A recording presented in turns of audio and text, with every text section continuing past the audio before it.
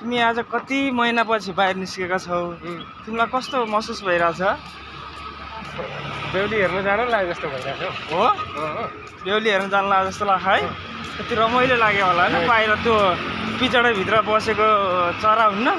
बाहिर निस्केपछि कस्तो रमाइलो गरेर उड्छ नि होइन त्यस्तै भएको छ होला है तिमीलाई ठ्याक्कै त्यस्तै हो हो आहा यसरी बाहिर सधैँ निस्किन पाएको भए त तिमीलाई कति रमाइलो हुँदो रहेछ होइन आज मान्यता टेक पार्कमा आएको छौ होइन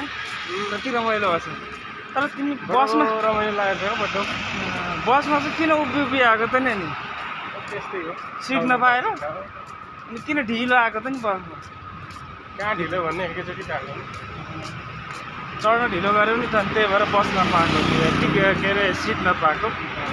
बस त पाएको सिट नपाएको ठिकै छ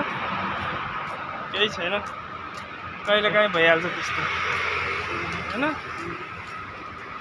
ल ल